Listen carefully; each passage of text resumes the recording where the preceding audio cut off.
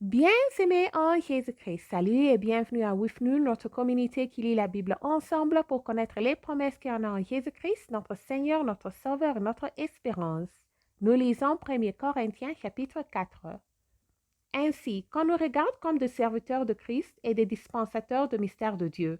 Du reste, ce qu'on demande des dispensateurs, c'est que chacun soit trouvé fidèle.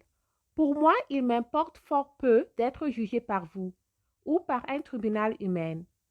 Je ne me juge pas non plus moi-même, car je ne me sens coupable de rien. Mais ce n'est pas pour cela que je suis justifié. Celui qui me juge, c'est le Seigneur.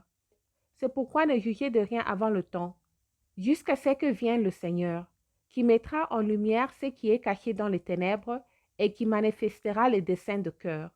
Alors chacun recevra du Seigneur la louange qui lui sera due. Amen.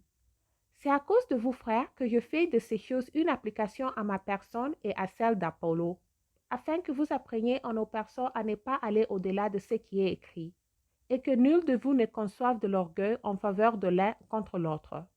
Car qui est ce qui te distinguit? Que as-tu que tu n'aies reçu?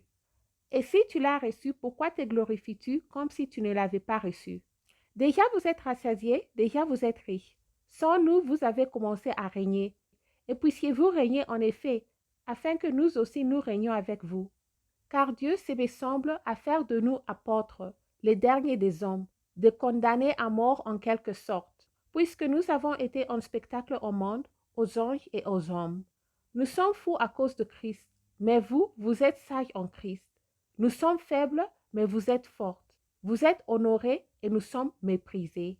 Jusqu'à cette heure, nous souffrons la faim, la soif, la nudité. Nous sommes maltraités errant ça et là. Nous nous fatiguons à travailler de nos propres mains. Injuriés, nous bénissons. Persécutés, nous supportons. Calomnie, nous parlons avec bonté. Nous sommes devenus comme le balayeur du monde, le rebut de tous, jusqu'à maintenant.